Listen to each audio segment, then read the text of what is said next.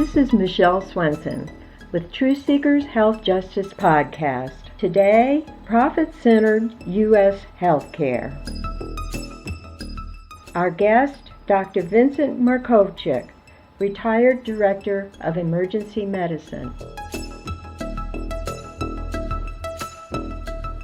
Privatized profit, socialized risk is at the heart of the U.S. private health insurance model, a form of corporate socialism, whereby the insurance industry is heavily subsidized by government funding. We have a system of healthcare that I call a healthcare marketplace. It's not a healthcare system. Insurance companies, the way they make a profit is to attempt to insure the healthy and avoid the sick.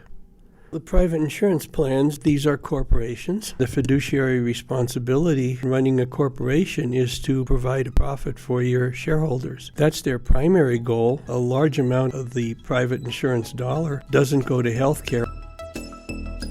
The costs are out of control. We have 30 million people uninsured. That's gone up in the last 3 or 4 years. 50 million or more people underinsured. They have health insurance, most of them through their employer, private health insurance plan, with such high copays and deductibles that if they get sick, they simply can't afford the copay or the deductible. For this reason, they're not getting some of the medical care that they need. The same fragmented private insurance industry that siphons large amounts of healthcare dollars invites high wasteful overhead and administrative costs. In regard to profit in healthcare, $3.6 trillion healthcare budget. 1/3 of this money does not go directly to healthcare. It goes to administrative overhead and profit. The private multi-payer health insurance model is milked as a profit center by numerous segments of the healthcare economy.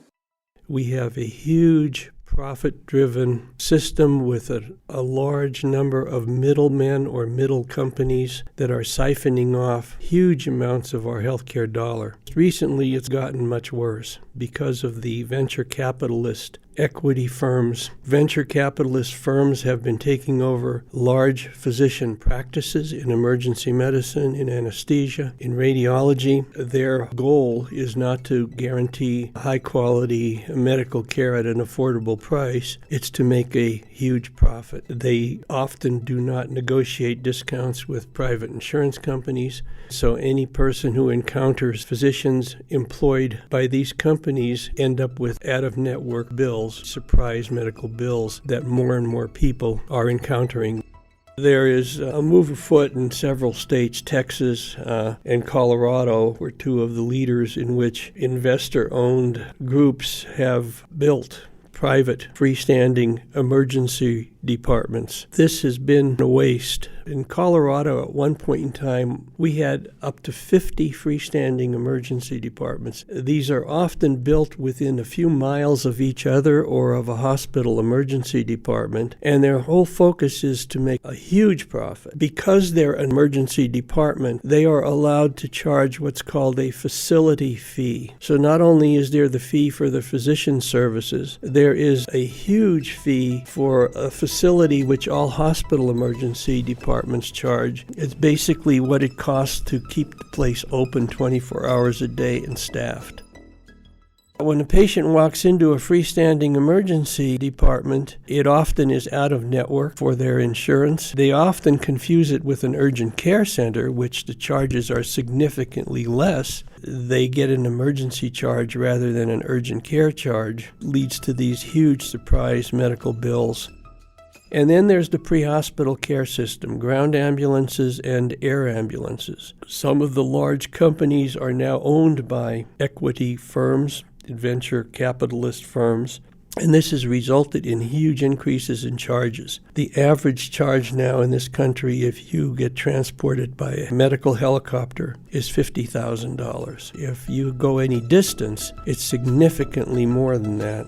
and you don't have a choice. When you get seriously ill or injured in an area some distance from the hospital, EMTs call for an air ambulance. You can't negotiate up front. Is this in-network or out-of-network? How much is this going to cost me? Can I wait for a ground ambulance, which would be cheaper? You're at the mercy of the system. And then you get totally surprised by these huge, huge bills. For-profit entities are creeping into other areas of medicine. Now 85% of hospice centers are for-profit, and there has been a lot of fraud around this. Where there's a lot of money to be had, there's going to be a lot of fraud and abuse. That's happening not just with hospital billing, it's happening now with hospice centers, addiction treatment centers, dialysis for people who have their kidneys have failed and they have to be kept alive by dialysis. The kidney is the only organ in the body guaranteed health care in this country for everyone except someone who is not a citizen, because Medicare will cover dialysis for everyone regardless of their age. Hospital fraud almost always has been in fraudulent billing, in upcoding. In other words, charging Medicare and sometimes private insurance companies at a level beyond the service that was really provided. Let me talk about the fraud with Medicare Advantage. Medicare Advantage is not really Medicare, it's private insurance. When you sign up for Medicare Advantage, your private insurance company, United or Cigna or Aetna, goes to Medicare, indicating you've signed up for their program. Medicare then starts to transfer, in Colorado, between $800 and $1,000 per month per patient to the insurance company, regardless of whether you're sick or using any of those dollars. They get a capitated amount, pay for your medical care. In addition to this capitated amount that they get an additional amount. Originally was around 17% on top of that to cover their administrative overhead. But that wasn't enough. They said to Center for Medicaid Services, if we have really sick patients, it's going to cost us a lot more, and so we're going to even need more money. So they do what's called risk adjustment. And this is the huge area of fraud in Medicare Advantage these days. The way risk adjustment works, take a questionnaire to the patient, and the questions go like this. This is a 65-year-old person just goes on Medicare, and you ask them, do you ever have any joint pain? Which 65-year-old does not have joint pain? If the patient says yes, and the private insurance company codes this as some type of chronic arthritis, even though the patient needs no specific ongoing medication for it. They look for all of these little loopholes in terms of the medical history, code it as chronic medical conditions, and then Medicare gives them even more money. Upcoding is when you provide a service and you code it at a higher level than you provide. This isn't even providing a service. This is just saying Mr. Jones has joint pain, so he's got chronic arthritis, so he's costing us more money when he really isn't. Health and pharmaceutical industries profit tens of billions annually. Up until the mid-90s, it was illegal for pharmaceutical companies to advertise directly to the public, to consumers. They could advertise to doctors and other providers, for example, ads in medical journals, but you never saw an ad on television or heard it on the radio or in a publication for the general public. The pharmaceutical industry lobbied to have the restriction removed in the mid-90s, and immediately healthcare spending on pharmaceuticals went through the roof because of these ads directly to the consumer. Consumers and their providers are taken in by a media blitz for new medications, and all of them are very, very expensive. They should go back to prohibiting that. And a lot of people are not getting the prescriptions they should be taking, such as a pharmaceutical company and raising the price of Diaprim, a life-saving drug for people who are immunocompromised or people who have AIDS, from $13.50 to $1,300 overnight because one person named Shirkelly purchased a firm, the only one producing this drug.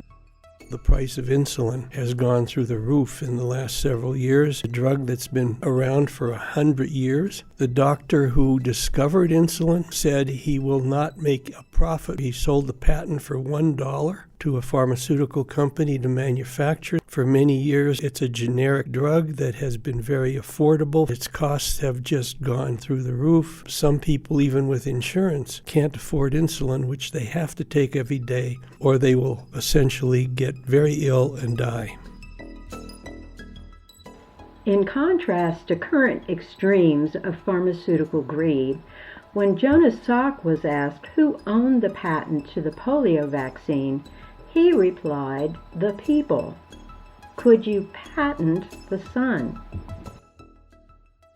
The medical industrial complex, which consists primarily of the pharmaceutical companies, the hospitals, private medical insurance companies, and other providers, medical device manufacturers, they spend more on lobbying by 3 times than any other special interest group in our country. The reason is they want to preserve their share of $1 trillion from our current healthcare annual expenditures in terms of profits, overhead, huge salaries for themselves. So with the threat now, for the first time, serious discussion about Medicare for All, they have come together in this Partnership for America's Healthcare Future as a lobbying group to oppose any changes in the healthcare financing system that would threaten their huge profits.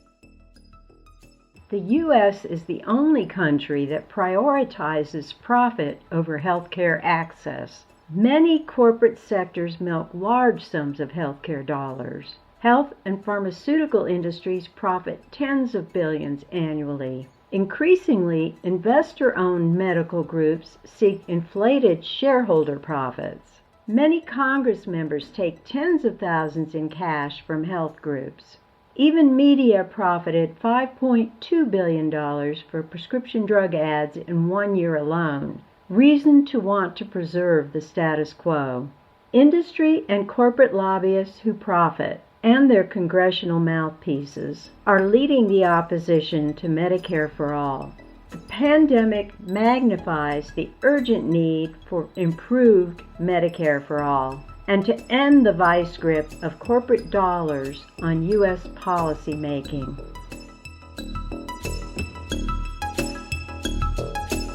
This has been Truth Seekers Health Justice Podcast, examining false corporate narrative surrounding U.S. health reform. Today's guest, Dr. Vincent Markovchick. Music mix by Tim Johnson. Produced at Denver Open Media.